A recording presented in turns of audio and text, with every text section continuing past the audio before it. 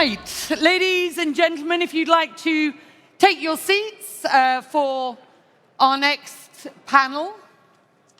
The Board of Changemakers, Public-Private Powerbrokers. I'm Becky Anderson, the Managing Editor for CNN in the Gulf region and host of Connect the World with Becky Anderson, which is a news program, a nightly news show broadcast from this region, from my home base of Abu Dhabi. Welcome to FII 9 and to the back end of 2025, a year when geopolitics feels like a season finale. Alliances are shifting, trade routes being reimagined, and everyone, it seems, is trying to debug a global supply chain that feels increasingly weaponized. In the face of all of that, we have seen unprecedented alignment between national strategies and private sector resources. And at the center of all of it are the public-private power brokers, the sovereign wealth chiefs, the ministers, the CEOs, the infrastructure investors and the regulators and their whisperers, of course, the people who move capital, cajole policy, decide which projects get built, which technologies scale, and which regulations get politely relabeled innovation-friendly. They operate where geopolitics, the how and the who of power, meets geoeconomics, the art of turning markets into leverage, and they do it at times with the kind of pragmatism that makes the rest of us nod in uneasy agreement. I'm delighted to be joined by some of the world's most effective power breakers today here on this board to discuss how to keep this fragmented world that we've heard some discussion of this morning from fragmenting further. Now, this is no uneasy task. We have less than an hour, but let's give it a go. I'm delighted to have you all here with me today. Your Excellency, Ministry of Investment of Saudi Arabia, Khalid bin Abdulaziz Al-Falih. It's good to have you, and I thought we'd start with you. Earlier this week, you described the tectonic shifts in geopolitics, in global trade, in technology, supply chains, and the rest, converging to, as you described it, reshape how companies and countries think and operate, how they compete and create value for stakeholders. So, against that backdrop, can you briefly give us a progress report on Vision 2030.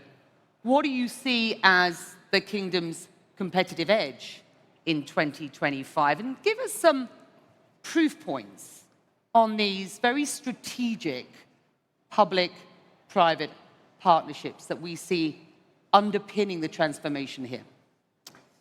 Becky, thank you very much for doing this again. Good to have you back, and glad to be with this esteemed panel. And as I look at them, each one of them working with us is a manifestation of public-private partnership, both at scale and in terms of quality, underpinned, of course, by long-term relationships of trust and mutual confidence. First question on Vision 2030, the transformation, the extensive pivot that His Royal Highness the Crown Prince launched 10 years ago, when many people, including my friends around this table, thought we're dreaming. This is not a vision, this is a dream. And here we are today. I'll give you some numbers which I think speak volumes. Our GDP has doubled. Everybody thought that Saudi Arabia rises and falls with oil prices, and they were right. For many decades before that, our eyes were fixated every morning on the oil price to see if we're going to be able to make our finances or have surplus which we can export for investment and saving abroad. Fast forward 10 years, GDP doubled, mostly driven by non-oil economy of Saudi Arabia. Global FDI has been declining. Last year, declined 11%. Our FDI over the same period quadrupled, and our aggressive targets are being exceeded. Total investment, which is driven not just by FDI, but by domestic, doubled. And we're number 5. We've reached 30% investment in our GDP, and mostly, again, non-oil GDP. Of the FDI, by the way, 90% of the FDI coming into the kingdom is non-oil. Maybe the 10% is Total and Patrick, but the kingdom is humming, and the transformation is indeed being driven by new sectors, exciting sectors. Most of the investments in Saudi Arabia are in sectors like advanced manufacturing, tech, tourism, entrepreneurship, and deep tech VC have gone up by a factor of 10. We've already this year exceeded the threshold of $1 billion deployed in our startup system. We're about 60% of the Middle East. Our non-government spending, we were really dependent on oil, as I mentioned. Today, 40% of our budget expenditures are funded by non-oil revenue. So we've achieved a significant decoupling in terms at the macro level, fiscal. I would say this is the quantitative numeric. I think what's most important to us and to our partners are the qualitative elements in Saudi Arabia. Our unemployment has been halved. Our women participation in the workforce has doubled. We used to have about 500,000 Saudis only in the private sector. Most Saudis were employed by the government. We have multiplied that by a factor of 5. And it's voluntary. The private sector is taking them on. This is not forced employment by Saudi. Our competitive edge, I think, is multifaceted, but most of it, I think, or a lot of it has to do, again, with the vision. The clear, long-term vision of the government, His Royal Highness in particular, not just Vision 2030, but people can predict where the kingdom is going to be in 2040 and 20. Our North Star is clear, and it doesn't oscillate with the weather or with what's happening. The tectonic shifts you talked about doesn't change what we're doing.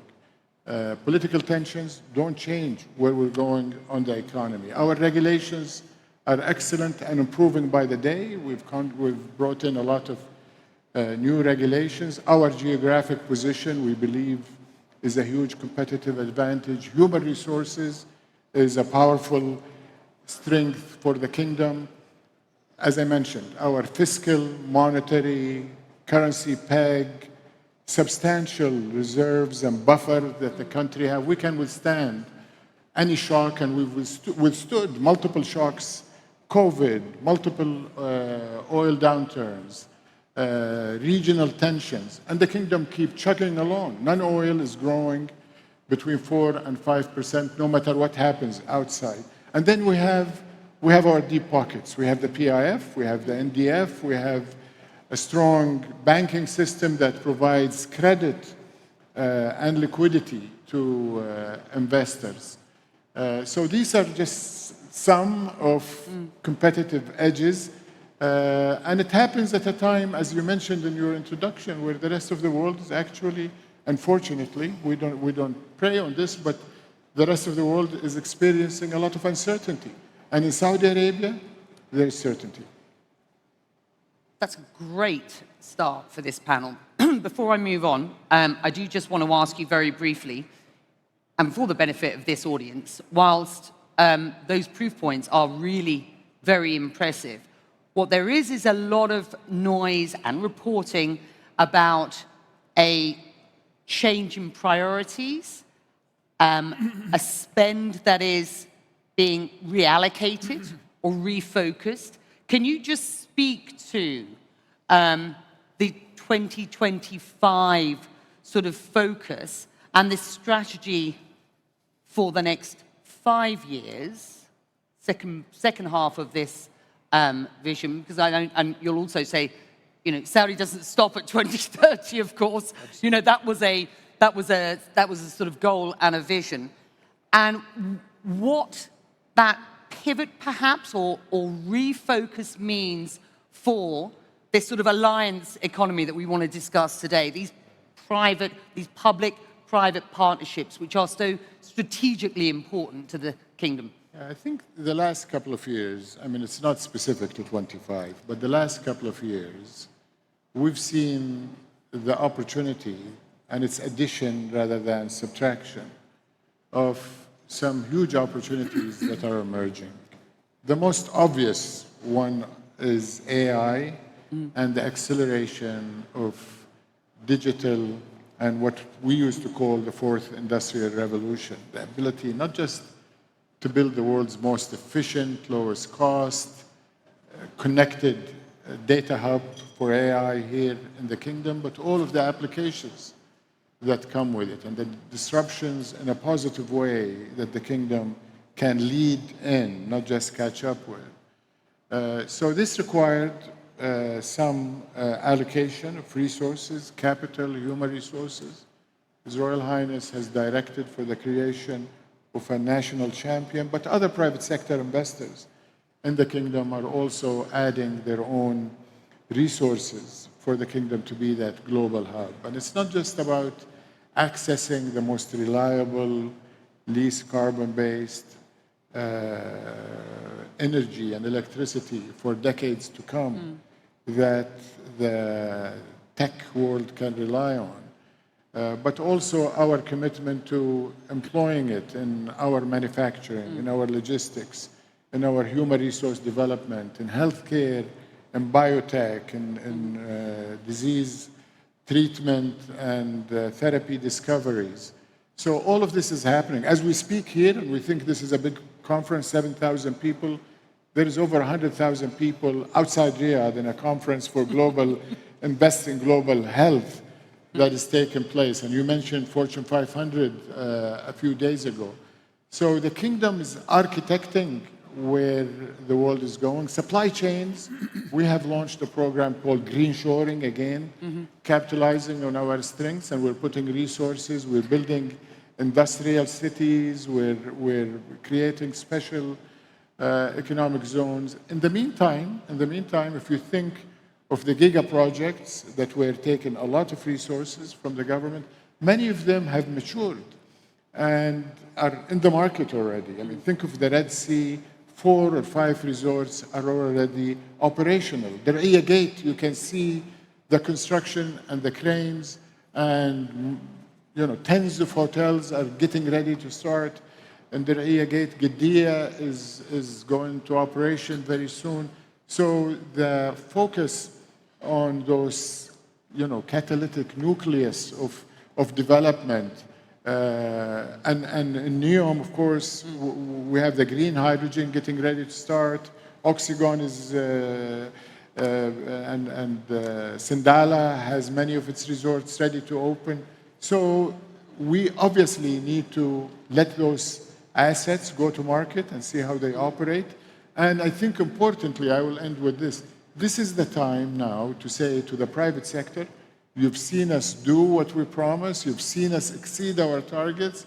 So public-private, it is time for us to maybe scale back on this government or PIF spend to prove and to seed some of these value chains and clusters and let the private sector come in and start investing. And this is what we're doing day in and day out at the Ministry of Investment, at the PIF, and across the government. So, thank you, Excellency. And I know my esteemed panelists will welcome that first sort of table-laying opportunity by you with an overlay of where we are at in Saudi and where we are headed. Dina, let me bring you in. You were here back in 2017, 9 years ago, putting together the first trip for what was then Donald Trump's first administration. His first trip outside of the country was to here. And you are deeply involved these days as a board member of MISA and of ExxonMobil in looking at what this sort of US-Saudi alliance economy, if you will, looks like. Just reflect on what you've just heard, where you see the kingdom having come in those 9 years, and the risks and rewards that you see of this alliance economy, these strategic partnerships, as it were, between public and private sector? Sure. Well, thank you so much, Becky. I'm so honored to be here and to share a stage with so many friends and distinguished leaders, and my dear friend, His Excellency Khalid Al-Falih, who was indeed our partner when President Trump and King Salman and His Royal Highness, the Crown Prince, really envisioned something that probably they did think we were all dreaming could happen. When we convened here in Riyadh 9 years ago under their auspices, where 54 Arab and Muslim leaders came to the summit. Enormous amounts of dollars were announced and invested and have gone on to make such impact economically. But I think if you had told us then that 9 years later you would have seen the economic, social, and political gains and transformation that we have seen, it would have been hard to believe. Economically, as His Excellency said, it would have been hard to imagine that this kingdom and this region of the world is now the dominant source of capital for innovation, the dominant source of capital for the change that we're witnessing in every industry: artificial intelligence, biotech, robotics, longevity. It used to be you would think about one industry when you thought about this region of the world. No more. This is the fuel. This is the capital of a different kind that is doing that. The second is socially, and I do want to say 65% of the population of the Gulf countries, of Egypt and Jordan, are under the age of 35 years old. So the social change that has allowed more women in the workforce, that has allowed more incredible female entrepreneurs to build their own businesses, and that has allowed young people to have huge vision for what they can do as the founders of the coolest companies coming from the region, has really been tremendous. But I think what has been the most historic is the political reform that we have seen, both from all of the openings here in the kingdom and other countries, but the Abraham Accords, the first set of peace accords between Israel and countries in this region in 50 years. The last two had been Egypt and Jordan. I think we are moving too fast sometimes and don't pause on how critical it is that even after October 7th, not one of the signatories of that peace treaty got out. And I believe, thanks to President Trump, thanks to Jared Kushner, thanks to Steve Witkoff, the reason that we saw the ceasefire happen, the release of the hostages, and inshallah, God willing, a more stable Gaza so the humanitarian suffering can end, I think it's because in many ways the seeds were planted. To have last week that announcement not just be by the United States, but over 50 countries again, from Egypt and Jordan, the Emiratis, the Qataris, the Turks, the Pakistanis. This is remarkable, Becky, and you've covered each of these countries for so long, but as a coalition now to bring at least a immediate peace, hopefully, God willing, a stable peace, is really remarkable. And I think those seeds were planted many, many years ago, now almost 10 years ago. Thank you. I want to drill down on what some of these strategic public-private partnerships should look like. Adebayo, you are a founding partner, chairman, and CEO of Global Infrastructure Partners. The recent landmark $11 billion lease-back deal between Saudi Aramco and your firm, I think, represents a significant step in Saudi's energy infrastructure development, and it illustrates to a degree how global private capital is being harnessed for national strategic projects. Can you just speak to the structure briefly of the partnership and the strategic rationale? And we're going to keep our answers, if possible, as tight as possible, so we can get round to everybody at least twice. Thanks, Becky. It really was indeed a landmark transaction. And what was fascinating about it was, $11 billion of capital was brought into the kingdom, which is, I think, a third of the FDI that came in the kingdom. But we actually got into trouble with a number of our investors because it was 5 times oversubscribed. So I took calls from lots of our partners who were yelling at us and saying, well, I wanted $500 million and you only gave me $100 million.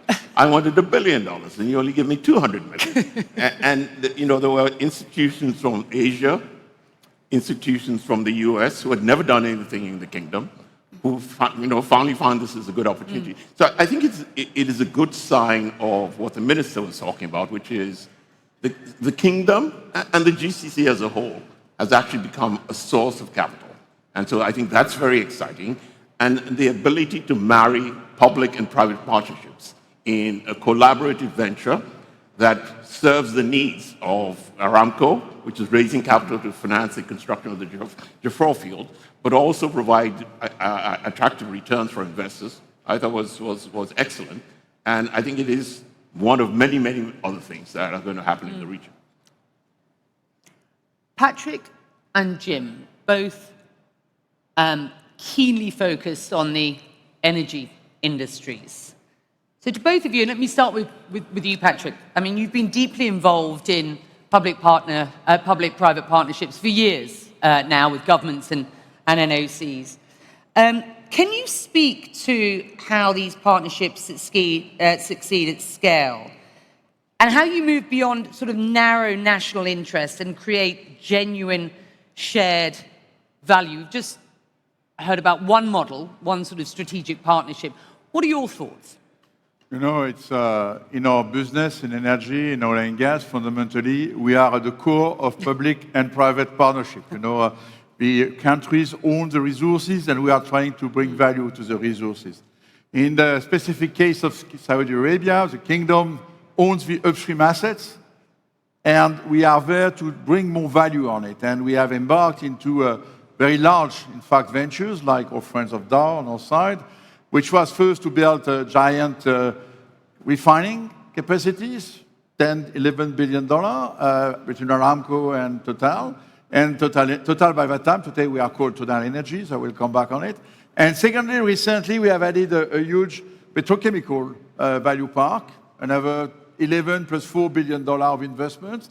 And again, all that is possible because I think fundamentally we understand what are the national objectives, I would say, of the kingdom. You know, and these projects are really fitting well with the idea to bring more value to the oil and gas resource, but also to attract value chain. And this is the whole idea of the value park, to attract more investments in order to be able, I know that His Excellency Al-Falih, I know him for a long, as a dream that one day we can build cars in the kingdom, but to build cars we need to have all the value chain, the chemicals to make tires, and the tires to make, and all these elements together. So I think this is really, if we understand what is the objective, then we can make the right investment. I think my main message today, you speak about pragmatic world, geopolitical, etc. For me, it's my instruction to all my teams in the world is we have to be more local, you know. We have to understand deeply what are the requirements and to even deepen these local partnerships. This is what we have done in the kingdom, by the way. The energy transition is offering us as well another opportunity to bring value to the Vision 2030. As yesterday, we have announced a new investment in a solar plant. I was very happy to listen to Steve Schwarzman in the previous panel who said that people should invest in electricity and power. This is what I'm doing. So, by the way, if you want to invest in a good company in the room, buy the shares of TotalEnergies. It's oil and gas in Saudi Arabia and electricity as well. So it's a perfect model for the future. Yes, we need to invest more. The energy transition will go for electricity, and the kingdom has this vision. And so, for me, this is really fitting within our strategy with what the country wants. And then, I can tell you, the support of the authorities is very important. Yeah. And we have built these projects thanks to the support, and I can only thank them, His Excellency Al-Falih, His Excellency Prince Abdulaziz, for all their support to these projects. Thank you. Jim, you're not here to flog your shares, but I mean, if you want to, that's absolutely fine. No, but just pick up on this idea. I mean, the energy transition is going to take, north of $1 trillion. The investment needed in AI data center infrastructure is humongous. So how do these partnerships, which are, this alignment is critical at this stage, how do they best work? You can't break our industry away from the energy industry because we use it as a feedstock. We also use it to transform materials. And so we're tightly linked. And obviously being able to generate that amount of power and do it at a low cost and do it in a sustainable fashion And I think our industry for decades has been on a track of reducing its emissions and its environmental footprint, but also being able to bring the next generation of innovations out here and do it at scale. So the scale that we built here in the kingdom was unprecedented at the time, $20 billion in one go for a world-leading petrochemical complex. And this is one of the things that the data transition and the energy transition and the data growth needs, is how do we do this at scale? The utilities themselves won't be able to keep up with these needs. The reliability needs of the hyperscalers and the data providers are 24/7 uninterrupted power, baseload power, and that's exactly what we need as an industry. And so as an industry for years, we built that capacity ourselves, and most people don't realize that, but Dow's a 10 gigawatt generator of power and steam, and we buy and sell 2 gigawatts. So right now, some interesting partnerships are developing. We're working in the United States on a public-private partnership with X Energy, our partner, to really bring small modular nuclear to the forefront. Small modular nuclear that can provide a small footprint and a manageable capital size, but also safe, new technology, new fuel technology that's safer, it's reliable, it's baseload power. We can do it at the same cost, we believe, as combined cycle gas with some form of CO2 abatement. So if you can do that and bring that in the short term, natural gas will have to provide this power, but in the long term, nuclear will be part of that mix. And as somebody that's been in the industry for a long time, to see nuclear, which is the most logical high-density footprint for energy, together with natural gas, finally be back again on the radar screen is the most positive thing that we have in front of us. But it's also demanding. It requires partnerships, and it requires companies that have engineering skill and knowledge and capability to build big projects to help get these first commercial scale units up so that we can replicate them. Aliko, Dangote is one of Africa's largest conglomerates, invested heavily over the years in a number of big projects across sort of power, infrastructure. When you listen to Jim describing where his thinking is at, I just wondered, can you just give us a sort of sense of your experience in investing in Africa and what you need from governments? You're coming at this perhaps from a point that says, Africa needs investment to combat poverty in the first instance. So just what's your perspective? Well, thank you very much. I want to thank the organizers of this event, for inviting me, and also thank His Excellency, Khalid bin Al-Falih, because we met in Senegal. And he said that make sure you come, so and that's why I'm here.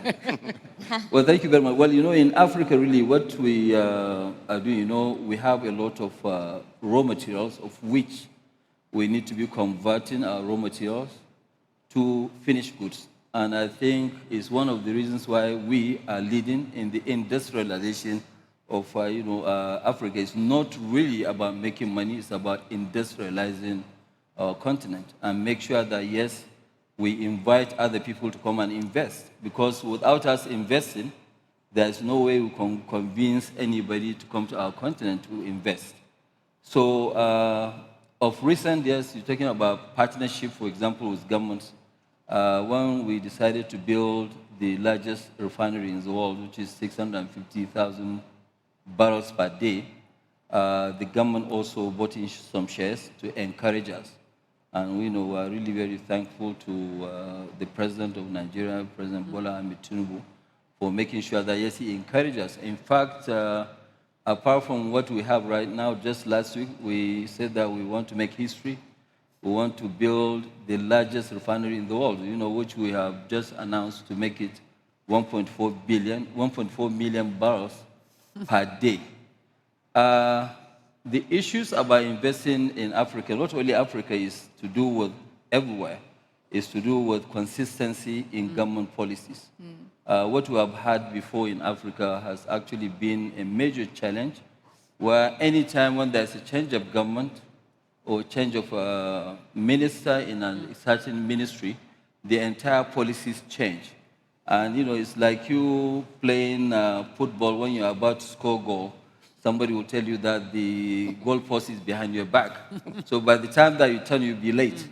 So I think right now we have major consistencies in terms of policies in some, countries. Of recent areas where we thought we even go and invest.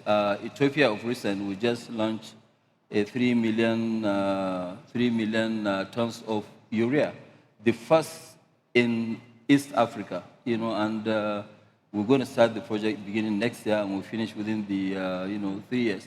But what did the government did? What they said, okay, to encourage you, we'll buy 40% of the company.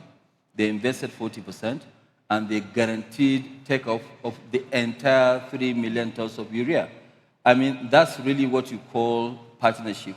So we have this partnership which is costing us about $2.5 billion, dollars. And we're looking for more African countries to partner with, to go through this trajectory, because we need to really create jobs. I mean, I heard of some of the Middle Eastern, GCC countries, the population, where they say 65% is below 35 years of age. In our part of the world, it's actually 75%. Wow. Yeah, 75% is actually below the age of 35. Yeah. So that's the kind of situation we have. Rania, you're Minister of Planning, Economic Development and International Cooperation for Egypt. And you just listened to what Aliko has said here and some of the thoughts from our board here. I just wonder whether you can firstly give us your sense of, where you see this sort of, loosely termed alliance economy as sort of, going at this point. But very specifically, I want you to speak to the role of government as an enabler, the importance of setting clear rules and policies and ensuring transparency and predictability. I mean, Egypt has made significant progress in establishing and promoting public-private partnerships across various sectors, including infrastructure projects and healthcare and the energy sector. But these are not without their challenges, are they? Well, first, thank you very much for the invitation, Minister Falih, and congratulations for the 9th FII. I think I only missed one during the whole years. A few things. When we saw the outcomes of the FII Compass, I think two things are very striking. Number one, cost of living for people, and number two, jobs. The only way that any country will be able to move ahead on these is through alignments. And alignments here are very important in the sense that they create the resilience that countries need in order to face shocks. Today we have shocks related to supply chains, climate, energy. So governments can't do it alone. The private sector needs to see that risks are manageable. And that is only possible if we have aligned incentives from both sides. So alignment is extremely important. It's not just a word. Under it comes many pillars of action. Some of those definitely include clarity with respect to rules, commitment when it comes to what is it that we want the private sector to invest in, and as was mentioned, to alleviate the problems and the bottlenecks that come along. The other issue which is important is the clarity with respect to policies. And when we say alignments, I just want to give, when we're talking about regional cooperation, and with Saudi Arabia, for instance, we have connectivity on electricity. There's a consortium related to governance. So this is an example of alignment. In the case of Egypt, growth, jobs, and resilience are key to us. We've put together an economic narrative for development, and it includes all the reforms related to that. You mentioned infrastructure. Without infrastructure that was invested in over the past years, be it logistics, ports, the grid, etc., we would not be able today to have very big companies in the renewable energy working in Egypt, Aqua Power, just to give an example, and many others. You mentioned transparency and trust.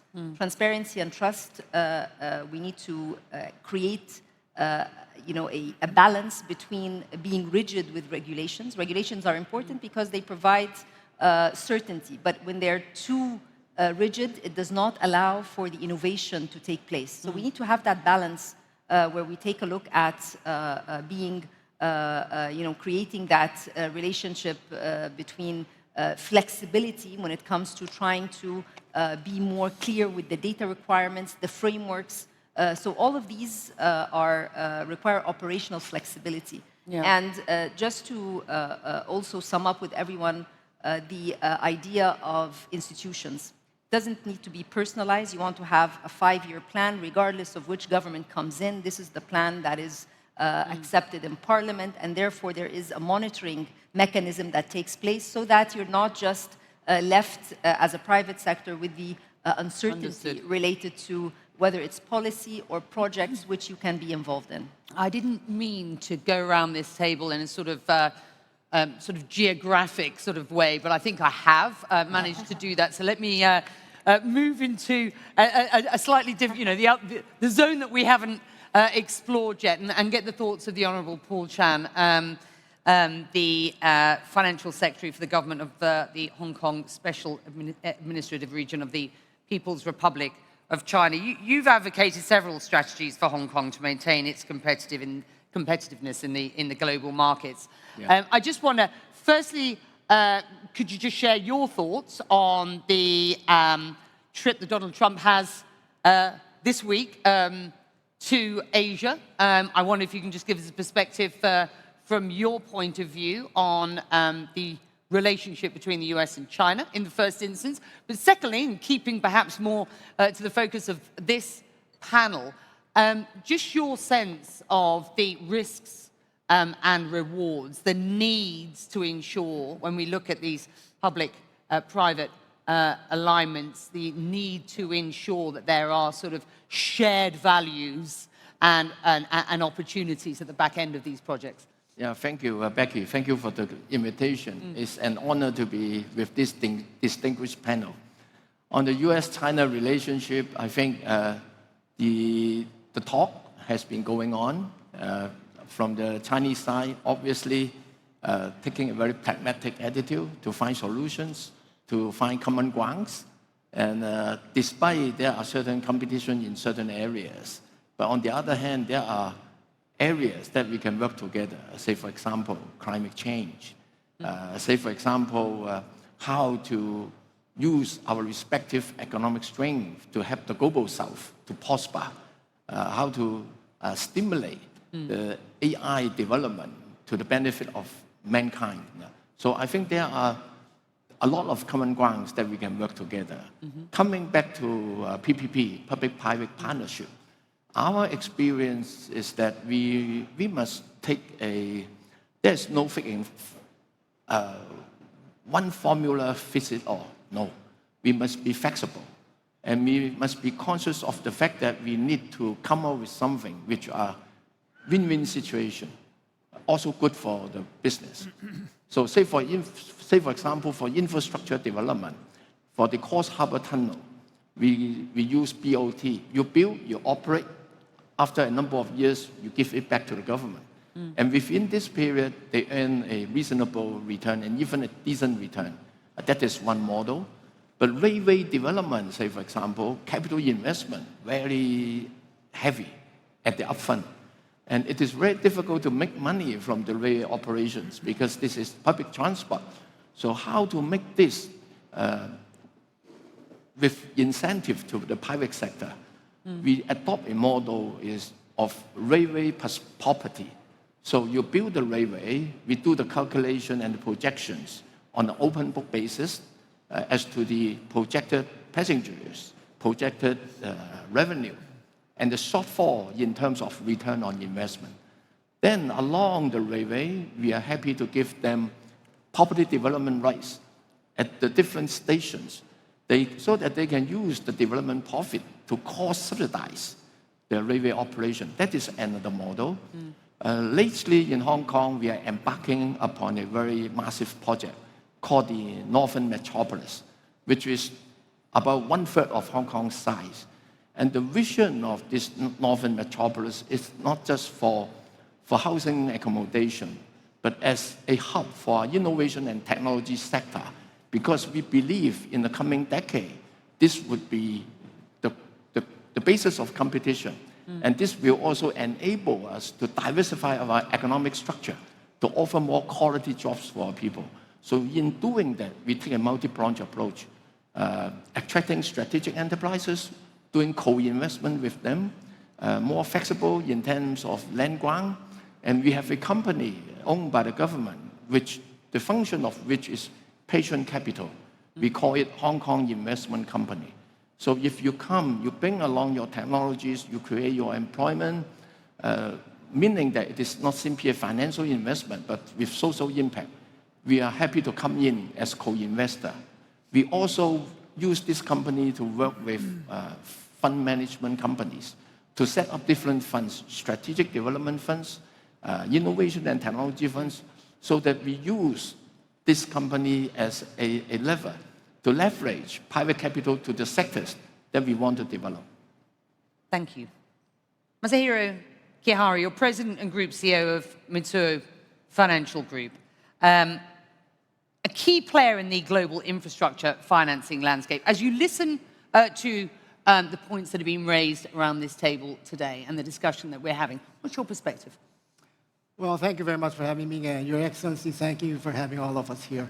I would say that as a bank, it is important for us to figure out what is the strengths that each of our clients has. And we have clients all over the globe. So what are their strengths? And make sure that that strength is leveraged from a public-private perspective. Now, Japan is also trying to drive this public-private thing. And we have figured out what are the strengths that Japan has that we can have a competitive edge so that, we can be a little bit self-sufficient. Having said that, I think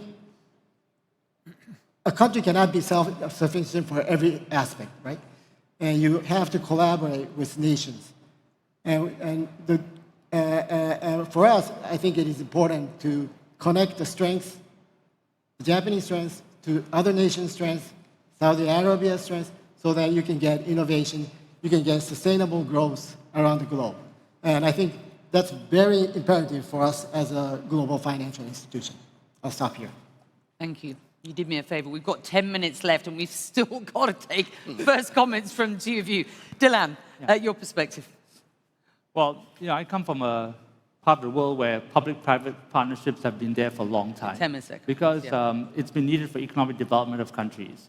So I would say that the first thing you have to do if you want to have effective public-private partnerships, and by the way, it's going to be more relevant in this new world because of the need for governments to manage their fiscal balances, given what's been happening in the last few months, as they think about social programs and yet think about infrastructure needs, to invite private capital to come in side by side with them to deliver the infrastructure that's required to uplift communities and get economic development up and going at a decent growth rate. And I think that the first thing governments have to do is to figure out the policy framework that makes it conducive for capital to come in side by side, domestic and foreign.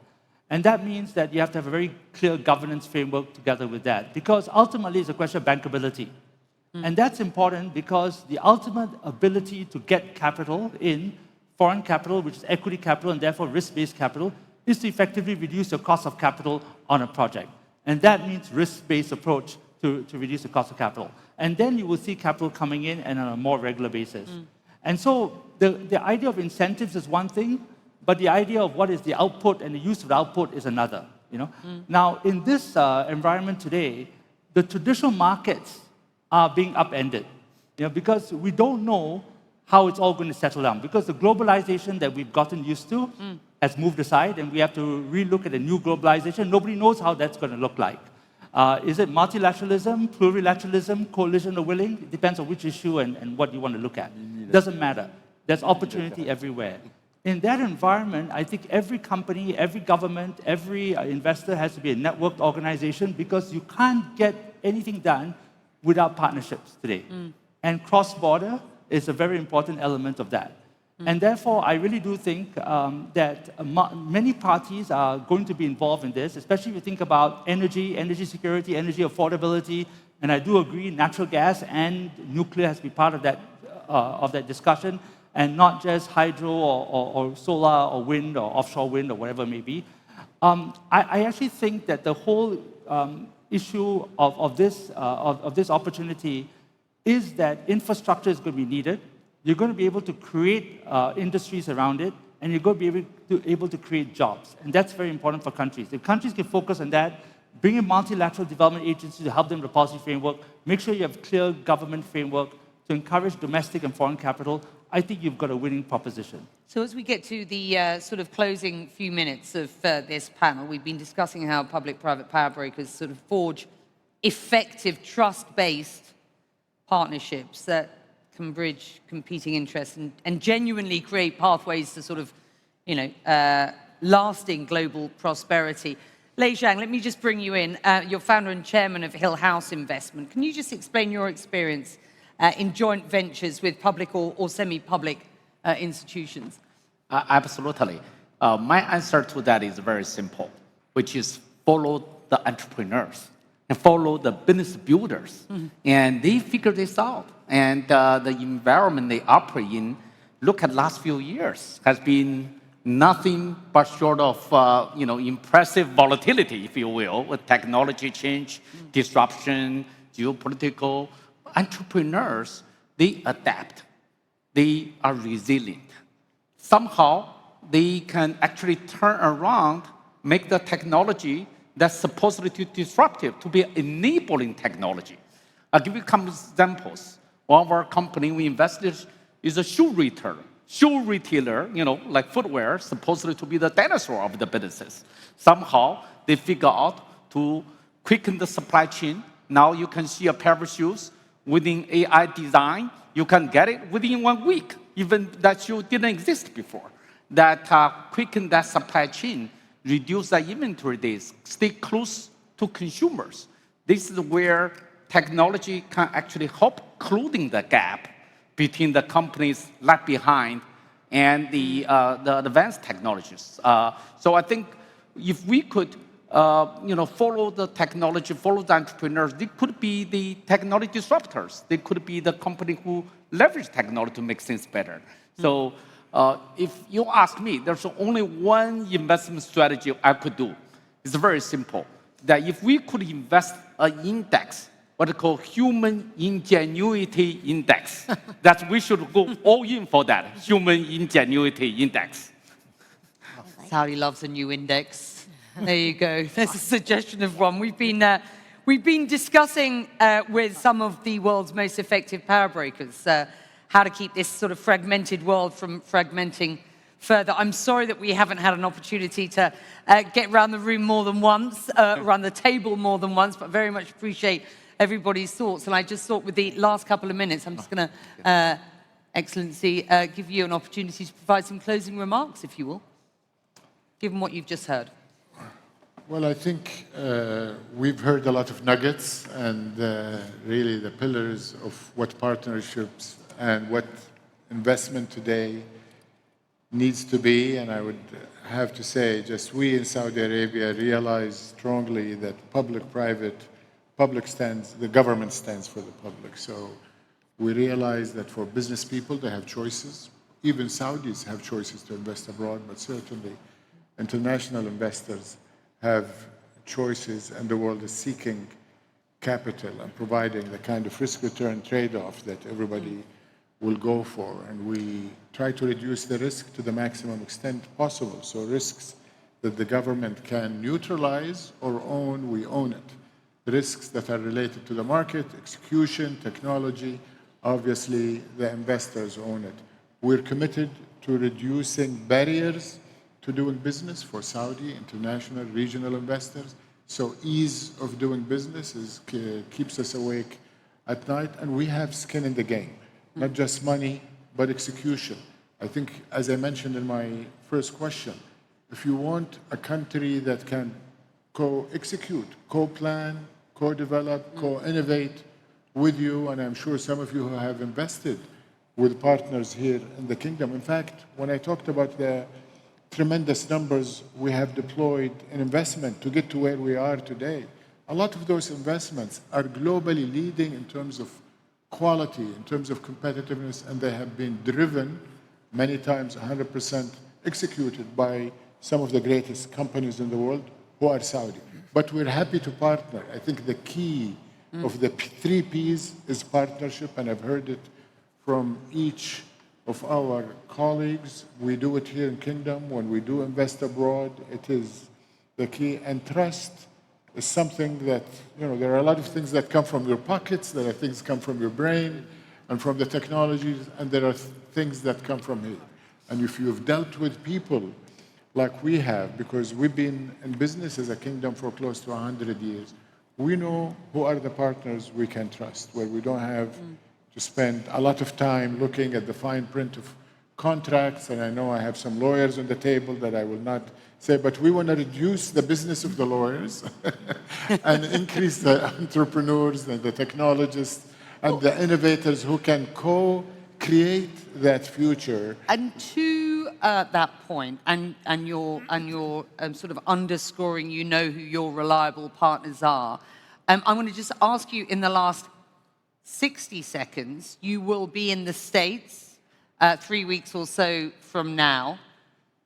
What are your expectations for His Highness's, the Crown Prince's trip to Washington? I know that there were many agreements to agree made in May. What do the activations look like across which spaces, which sectors, and what might this audience anticipate? Well, I mean, when we talked about what are the strengths for the kingdom to invest with and to invest in, I think one of our strengths is we are connected globally, geopolitically, economically, socially, people to people.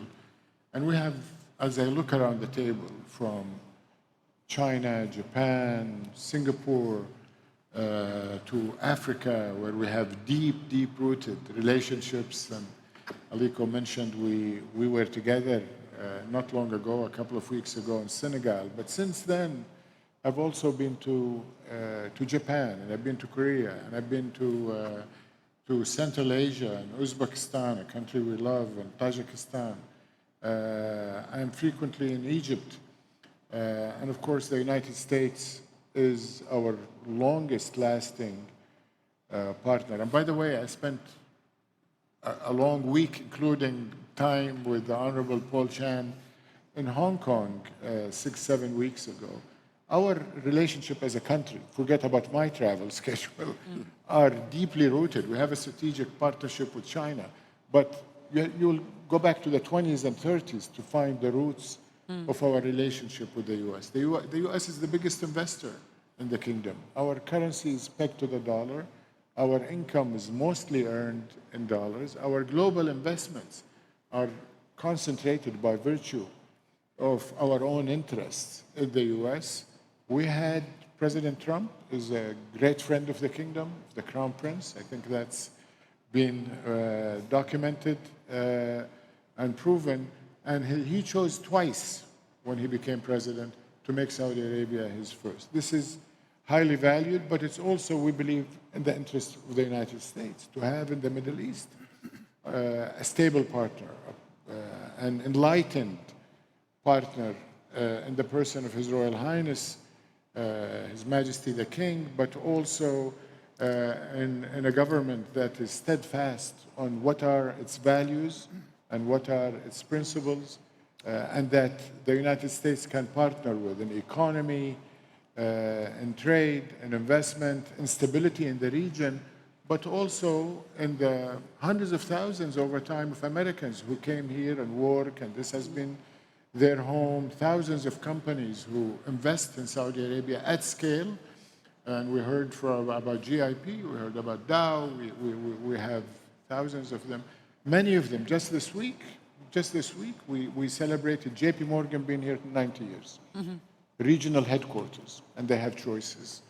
Citi, 2 days ago with Jane Fraser, We also marked 70 years of Citi being here on the ground in Saudi Arabia and choosing Saudi Arabia to be their regional headquarters. So the trip, when it happens, will be simply continuing on building on that bedrock of relationship based on partnership and trust, common interests, common values, which is not exclusive to our relationship with the U.S., but certainly the U.S. is the longest lasting and the strongest. You're the most consummate diplomat I know. Thank you very much indeed for joining us. Thank you all very much indeed for being with us today. Thank you, Becky. Wow, wonderful.